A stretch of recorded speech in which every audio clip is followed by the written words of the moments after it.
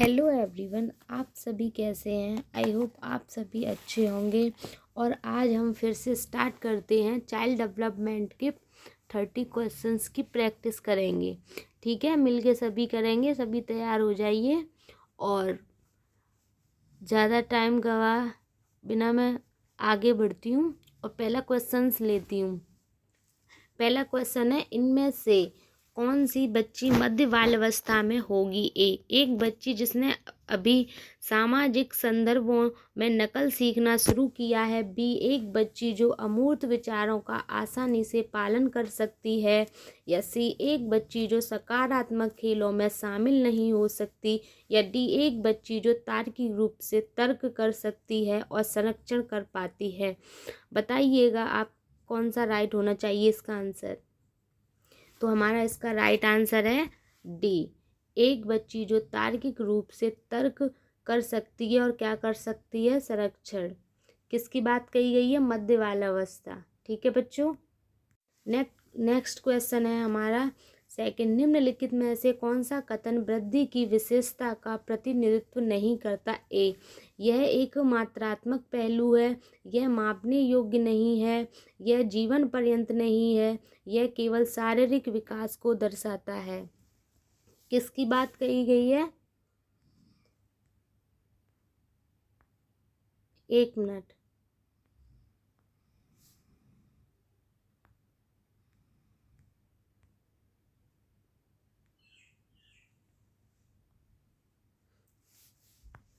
वृद्धि की विशेषता का प्रतिनिधित्व नहीं करता। कौन नहीं करता,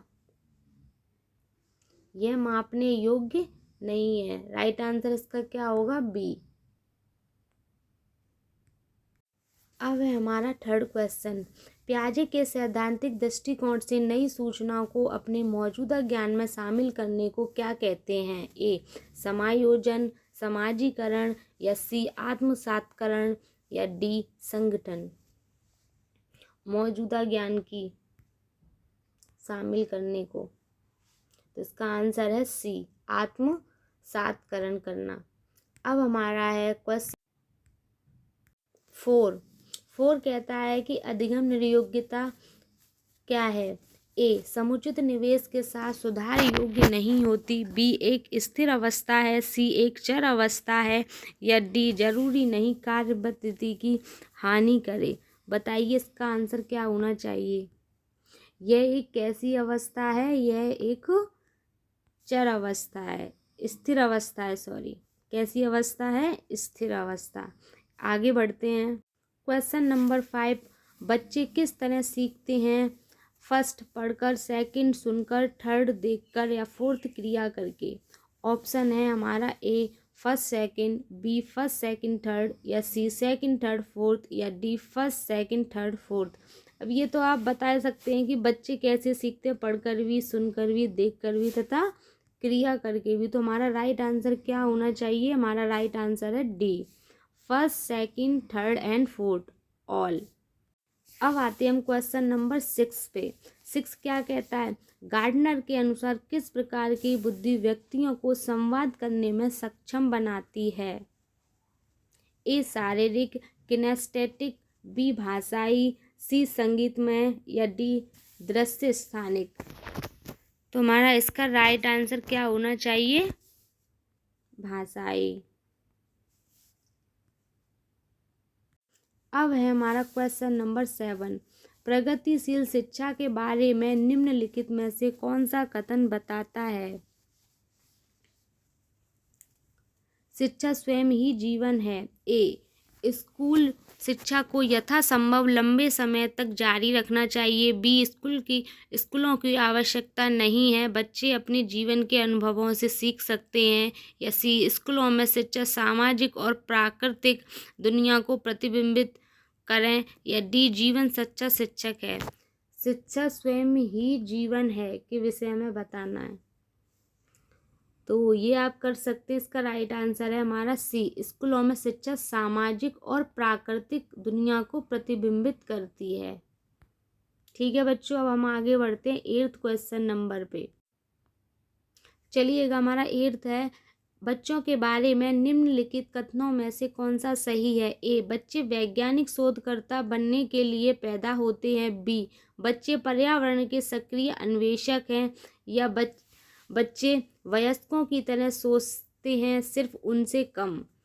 या फोर्थ, बच्चे सामाजिक अंतःक्रिया द्वारा अपने परिवेश से अर्थ सृजित करने के लिए पैदा होते हैं। देखिए यहाँ पे हमें 4 कथन दे रखे हैं और 4 में से हमें बताना है। अब जैसे हमारा ऑप्शन दे रखा है A third fourth, B first second and C first second fourth, D first third and fourth. अब ये जो 4 हमें दे रखे हैं इसमें से हमें कौन कौन से हमारे इसमें आते हैं, बच्चों के बारे में कौन से कथन मतलब सही है, हमें ये बताना है। सोचिए, समझिए और छांटिए। बच्चे वैज्ञानिक शोधकर्ता बनने के लिए पैदा होते हैं। हाँ, एक्सपेरिमेंट करते हैं। अब बच्चे पर्यावरण के सक्रिय अन्वेषक हैं, ये भी राइट है। अब इसे देखते हैं। बच्चे वयस्कों की तरह सोचते हैं, सिर्फ उनसे कम। ऐसा कह नहीं सकते, ऐसा नहीं है। सिर्फ उनसे कम, ये कोई बात नहीं है। अब फोर्थ, बच्चे सामाजिक अंतःक्रिया द्वारा अपने परिवेश के अर्थ सृजित करने के लिए पैदा होते हैं। हाँ, तुम्हारा राइट आंसर है फर्स्ट सेकंड एंड फोर्थ, तो राइट हो जाएगा सी। अब आगे बढ़ते हैं 9 नंबर पे।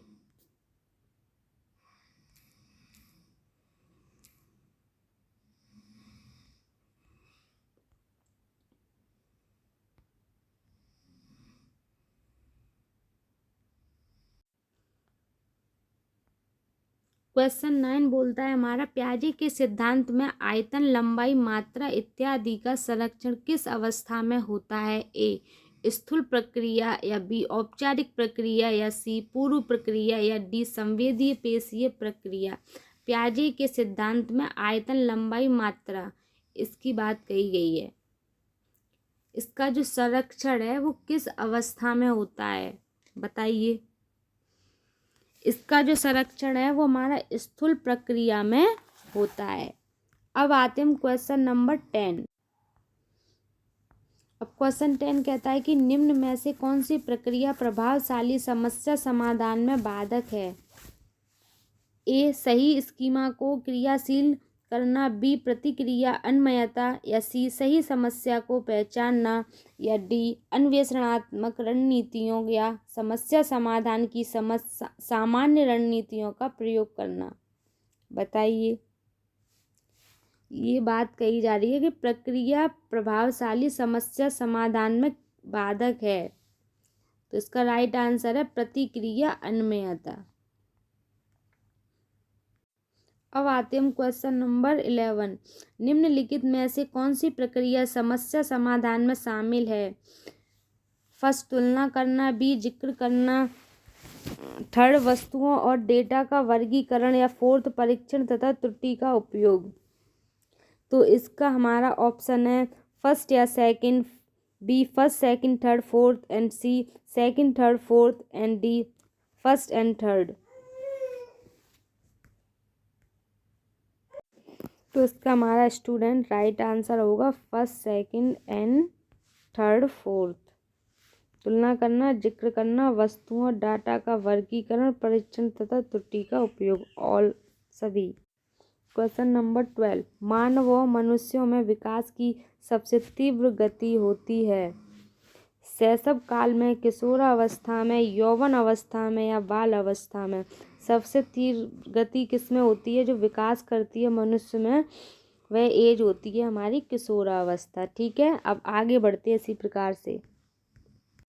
अब ध्यान से देखिएगा क्वेश्चन नंबर 13 क्या कहता है। मूर्त संक्रियात्मक अवस्था के बच्चों को पढ़ाते हुए एक शिक्षिका को क्या नहीं करना चाहिए? वर्गीकरण के मौके देना, ऐसी समस्या देना जिनमें अमूर्तता की आवश्यकता हो, या क्रमित करने के कार्य देना, या मूर्ति संसाधन देना। बताइए। तो इसका राइट आंसर है बी, ऐसी समस्या देना जिनमें अमूर्तता की आवश्यकता हो। अब ध्यान देंगे 14 नंबर के क्वेश्चन पे। बच्चों द्वारा की गई त्रुटियां क्या दर्शाती हैं? निम्न बुद्धि, कम क्षमता या उनकी ज्ञान प्रजनन की अक्षमता, या बच्चों की चिंतन प्रक्रिया जो वयस्कों से गुणात्मक रूप से अलग है। बताइए। तुम्हारा राइट आंसर है डी, बच्चों की चिंतन प्रक्रिया जो वयस्कों के से गुणात्मक रूप से अलग है। अब क्वेश्चन नंबर आते हैं 15 पे।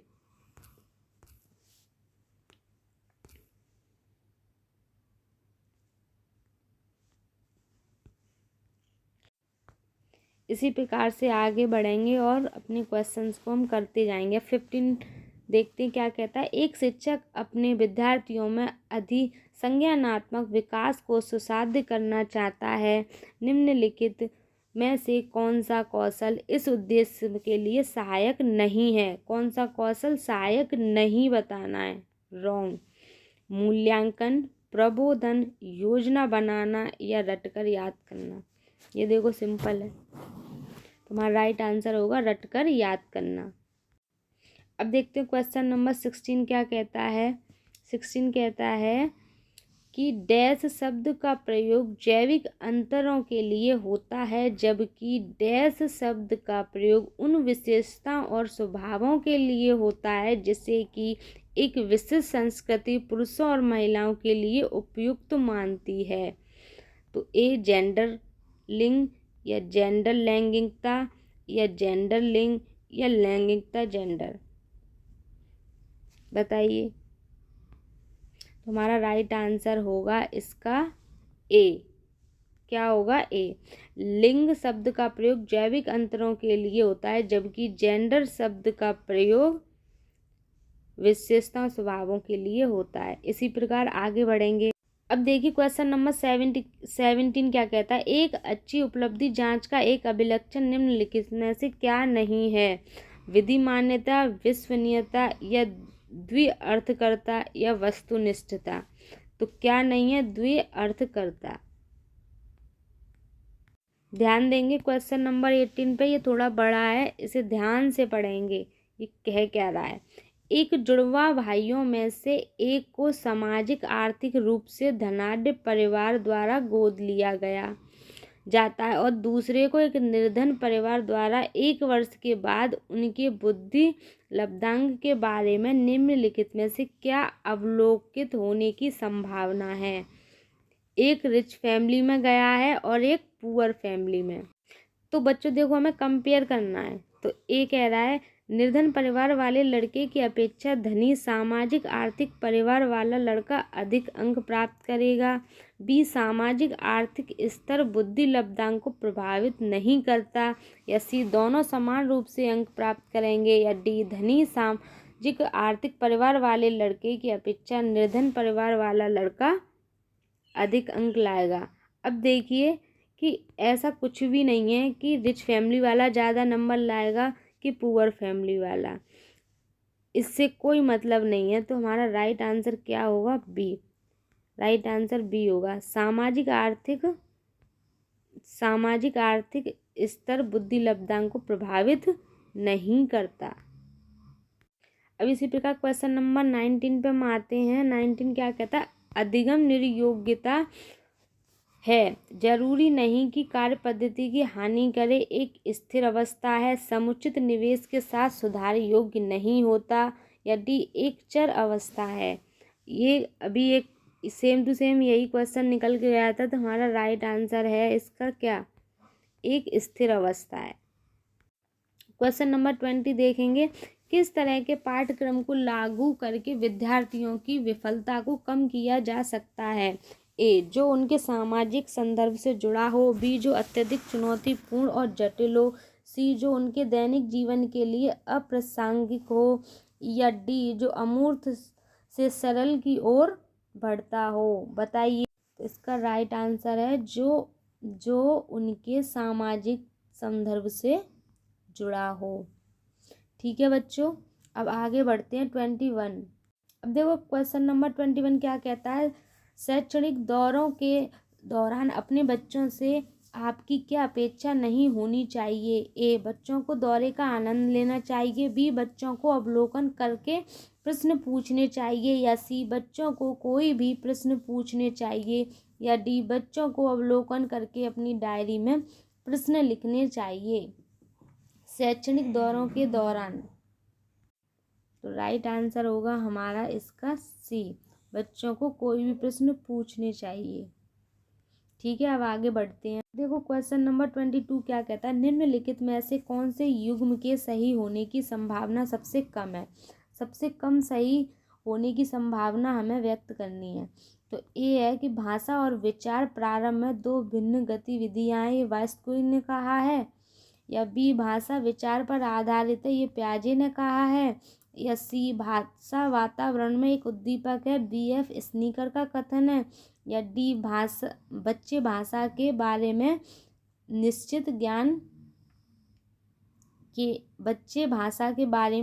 ज्ञान के, ये किसने कहा है, चॉम्स्की।